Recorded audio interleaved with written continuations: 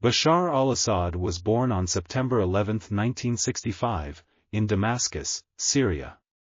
He is the son of Hafez al-Assad, a dictator who ruled Syria with an iron fist from 1971 until his death in 2000. Upon Hafez's death, Bashar assumed power in 2000, promising reforms and modernization.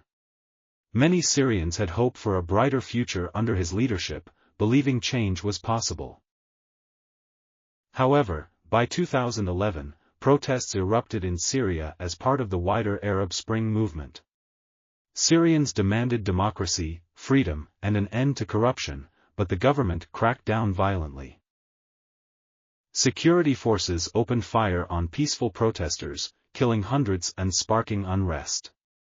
The regime arrested, tortured, and killed thousands of Syrians to suppress dissent and maintain power.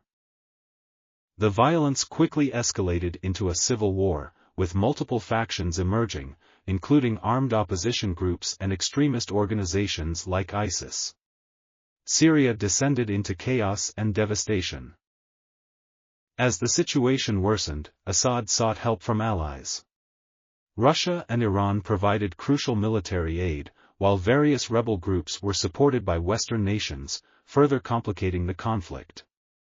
Over time, Syria became a battleground for regional and international powers. Proxy wars between global superpowers intensified, with Assad's forces facing off against numerous foreign-backed militias. The conflict also provided a haven for extremist groups like ISIS, which expanded its reach in the power vacuum. These groups fueled sectarian violence and made the war even harder to resolve.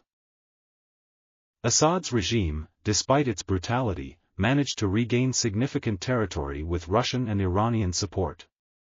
However, large portions of the country, like Idlib, remained under opposition control. By 2024, after more than a decade of war, opposition forces, primarily led by Hayat Tahrir al-Sham, HTS, gained strength and unity. They launched a major offensive against Damascus in December 2024. On December 8, 2024, HTS advanced toward Damascus, a city long considered the symbol of Assad's power. The city was heavily fortified but soon found itself under attack from a well-coordinated rebel offensive. Panic spread among Assad's loyalists as rebel forces closed in. The regime's defenses began to collapse under the pressure of the offensive, and critical military resources ran out. After 12 days of fierce fighting, Assad was forced to flee Damascus, marking the collapse of his government. The fall of the capital was a major blow to his authority and control over Syria. Celebrations erupted across the country as news of Assad's fall spread. Syrians, long oppressed by his regime, filled the streets, chanting for freedom and expressing relief at the end of his rule.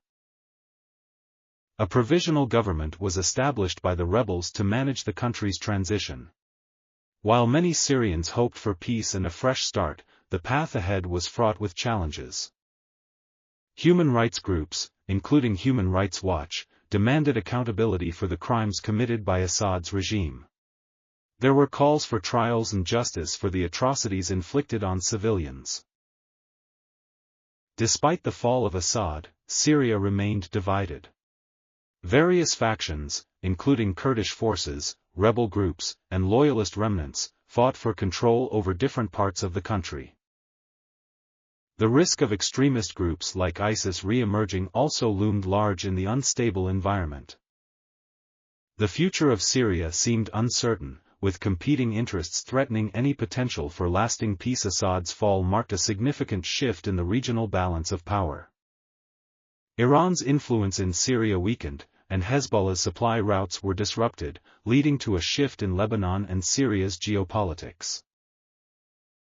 While Assad's fall was a victory for many Syrians, the path to rebuilding the war-torn nation was unclear.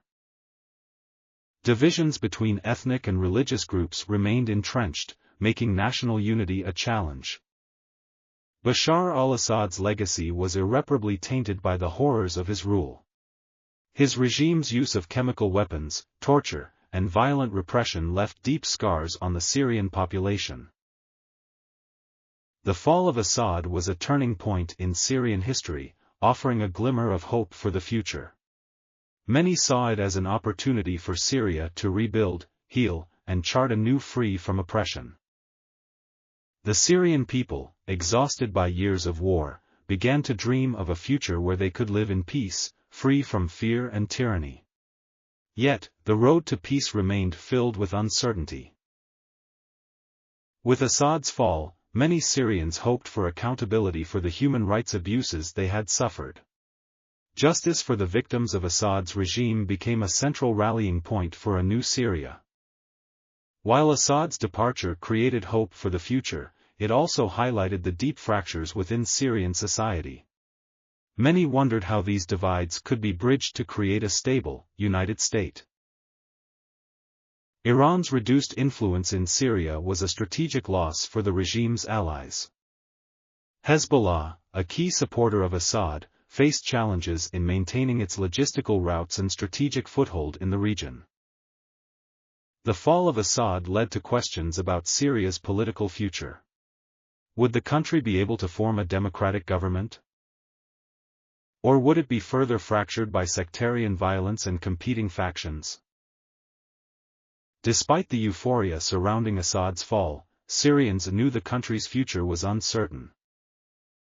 The scars of war, combined with external influences, meant that rebuilding would be a long and difficult process. As Syria's people celebrated the end of an oppressive regime, they faced the daunting task of rebuilding their nation from the ruins. But the spirit of hope for freedom and justice burned brightly among them.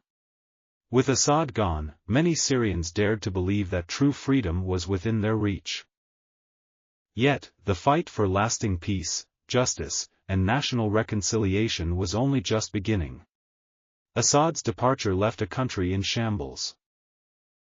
While the people of Syria were hopeful, the international community also faced the challenge of supporting the reconstruction of a war-torn, divided nation. Syrians began to envision a new future, one built on freedom, justice, and democracy. Yet, they also understood that the wounds of war would take time to heal and that peace would require long-term commitment.